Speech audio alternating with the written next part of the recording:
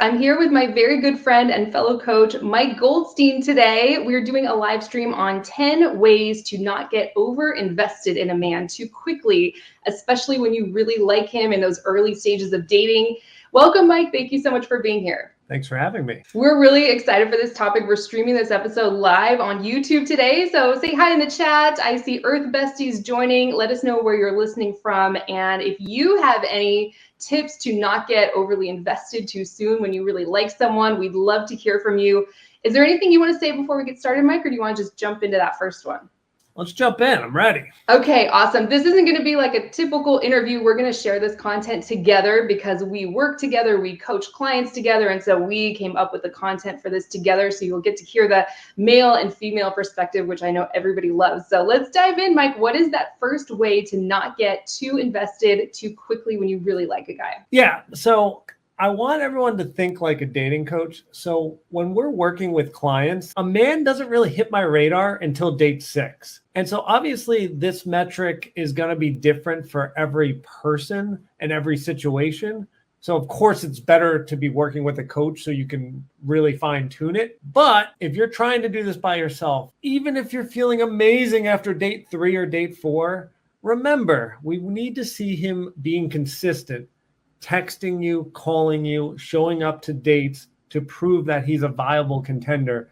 So no matter how great it feels, which I think we've all been there, where it feels amazing, and then all of a sudden they ghost and you don't see them, wait until they show up for 6 dates. That is such great advice. I know I hear from so many women in my community. I know you probably hear this as well, who are so attached to this guy. They've been talking to him for weeks or months.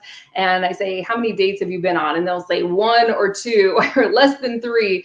And anyone can show up great and do the performative aspects on a date. But what is that man doing in between dates? That's the important thing to look for. Is he following up, or is he just a text buddy and he'll hit you up once a month when he wants to hook up? These are really important things to become aware of. So I think this is so important. Great advice.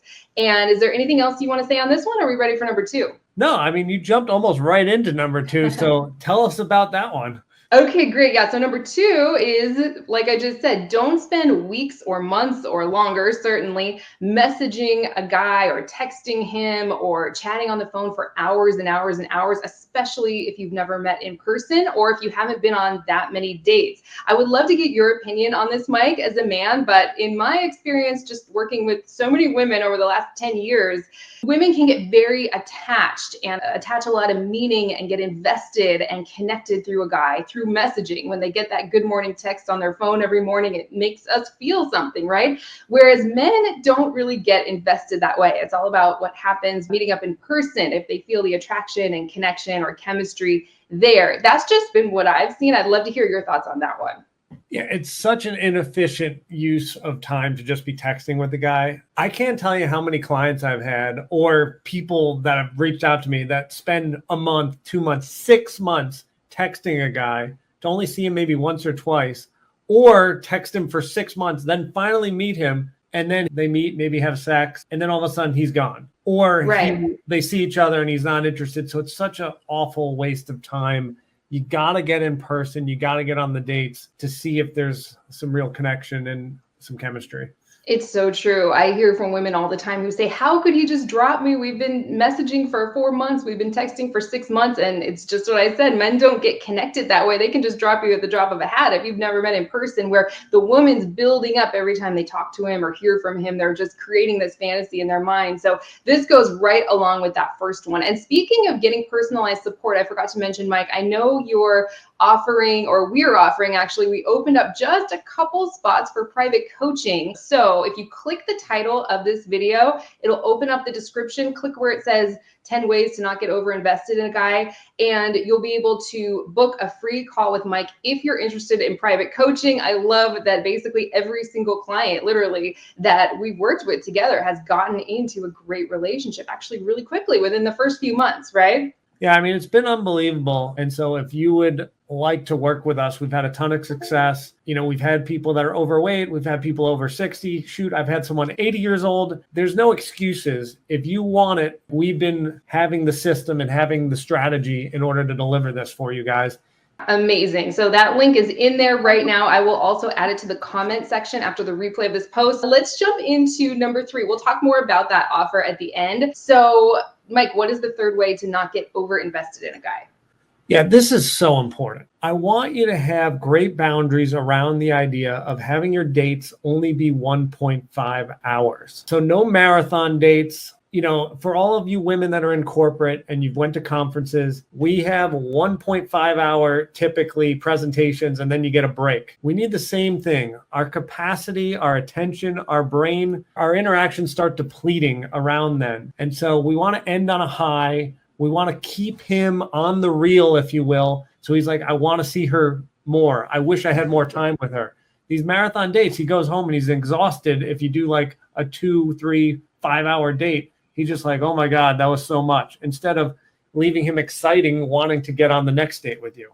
Absolutely. Yeah. Especially in those early dates, I hear from so many women who said, well, he lives far away. So he spent the night, we slept in the bed together, but nothing happened. We just cuddled. And again, when those kinds of things happen, and I know you have some great things to say about this, the woman tends to get really invested. That oxytocin kicks in anyway, even if you haven't slept with him. And so for those early dates, keeping it shorter and leaving him wanting more is always better, because if the energy is starting to die down towards the end, like Mike said, that's what he remembers, is how it ended, not left with this feeling of wanting to know more. Is that right?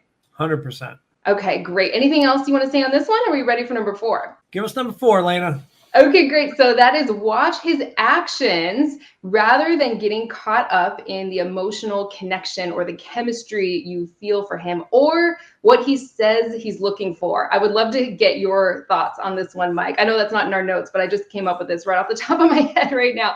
So a lot of guys say that they're looking for a serious relationship. They love to settle down and get married one day, like on their dating profile or when you first meet them, and you feel intense chemistry with them. You're getting wrapped up in this emotional connection because maybe that's not something you feel very often. And you're putting a lot of meaning on that rather than watching his actions. So, you know, lots of guys are going to say they're looking to get married to the right person one day. That doesn't necessarily mean that you're the person he's going to invest in and want to build a future with on the first or second date. You know, just because he said that on his profile doesn't mean you should get all caught up in the chemistry and put a lot of meaning on that. If he's not showing you with his actions that he's serious about you, you're the one he wants to build that future with, you're the one he really wants, and he's following up his words with actions. I would love to hear a man's perspective on that. That's my theory, but yeah, let me know what you think about that, Mike. Let me quote our mutual friend, Derek. He's in a relationship now, but he would always tell us like, yeah, I'm looking for my woman. I want to settle down. And that was first prize. But he's like, if I end up with second prize, which is getting laid by a pretty attractive woman, that's pretty good too. So even though a man says he's looking for something, it doesn't mean that's with you. And he may end up being perfectly happy to just sleep with you. So to this point, they need to be saying,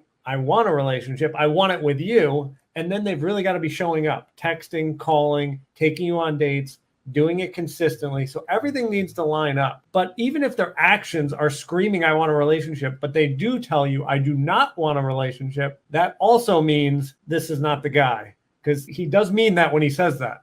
Such a good point. Yes, I get questions the other way too. He's treating me like a girlfriend. He's treating me like we're exclusive and together, but he says we're just friends. He says he's not ready. Believe the worst of the two, right? Unfortunately, it's kind of a sad thing to say, but it'll save you from so much pain and heartache down the road. If he says he's not looking for a relationship, believe him.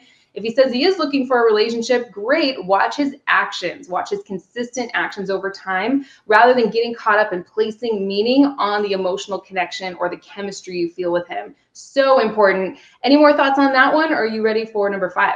Yeah, I mean, just like a simple example. If you look with my most recent girlfriend, she told me, I think on date 2, like, don't kiss me.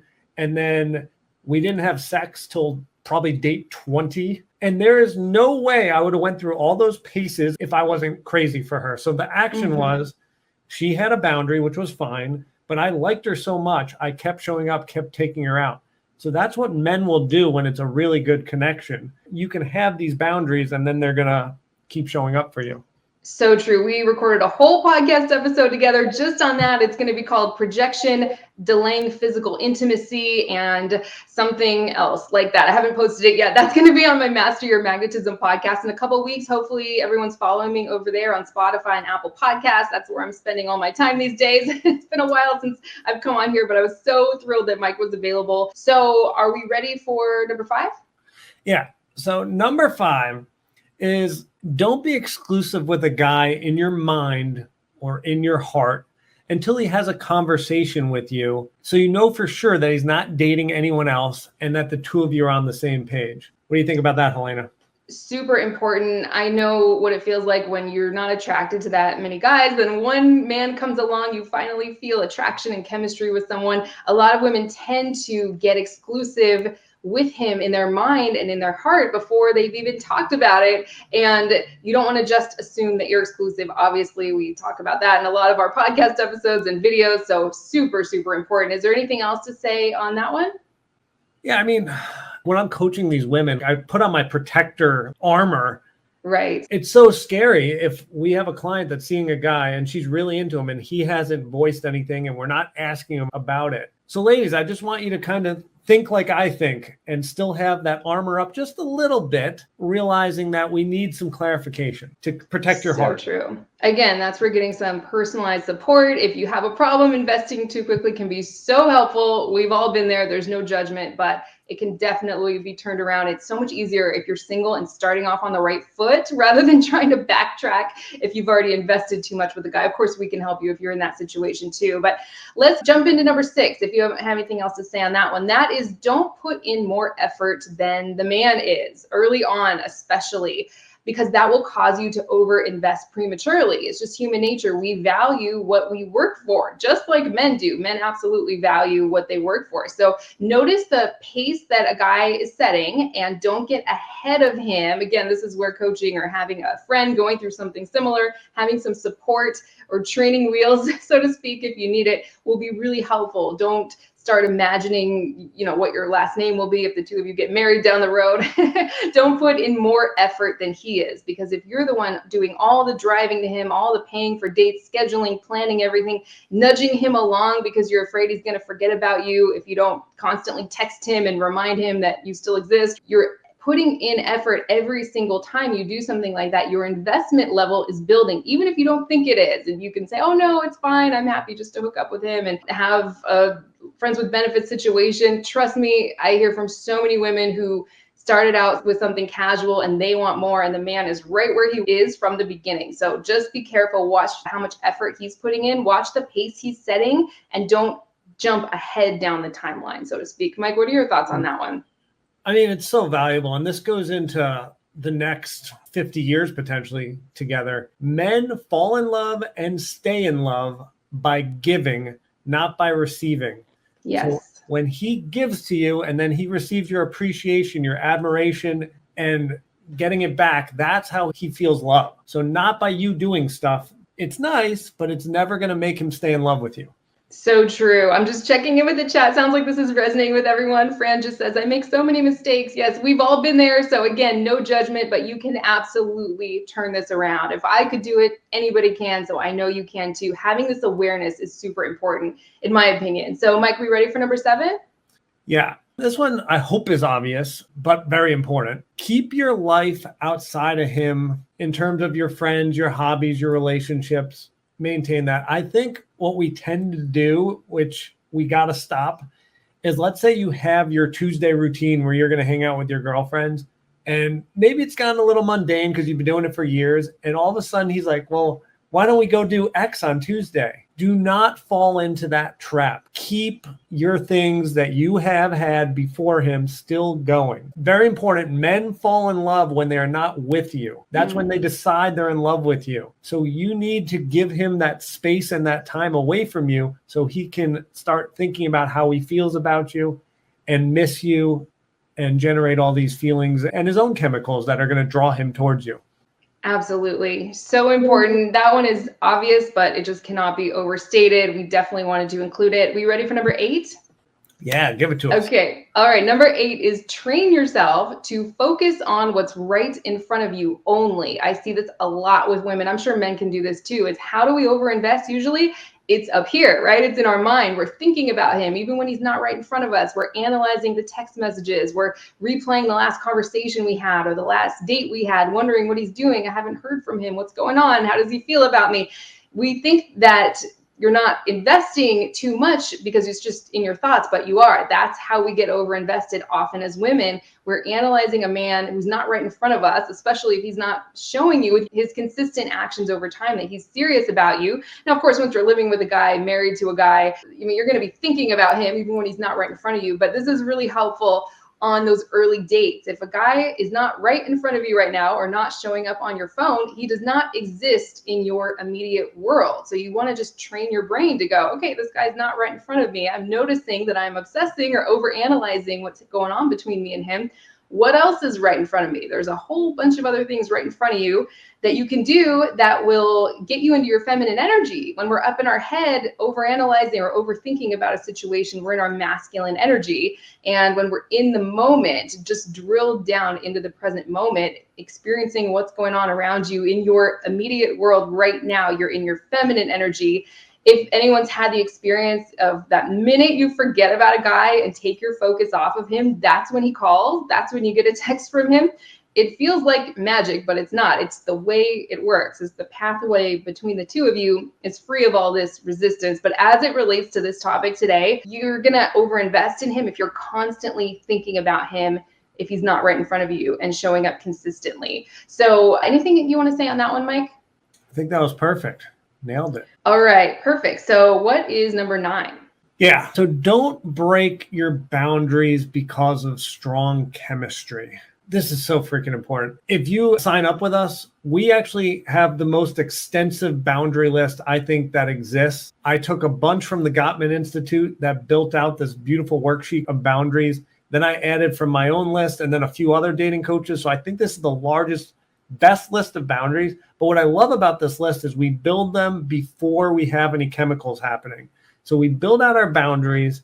So this is what we are planning to do and what we accept and do not accept. And then when we meet this person, ideally they fill out what their boundaries are. And then as a team, we get together for a fun little date night and we start building, this is what we're going to do as a family, as a team. And so it's really beautiful and it's helpful and it's really intimate. Instead of just, going on a date and what's your favorite color?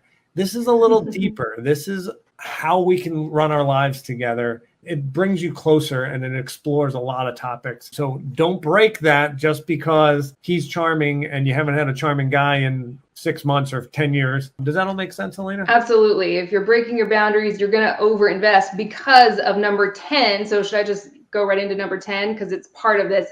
You don't want to trade away pieces of yourself. This is a little phrase I came up with, just to be with this one guy. So that looks like lowering your standards, breaking your boundaries, like Mike just explained so beautifully, or convincing yourself that something is okay with you when it's really not. Like, okay, it's fine that he's still, hanging out with his ex-girlfriend all the time, or it's fine that he's flirty with other women on social media. Because you like him so much, you end up trading that away, even though that's a boundary of yours. That's something that's really important to you. That's something that you would never tolerate or accept from another guy, a brand new guy who you didn't feel this attachment and investment in.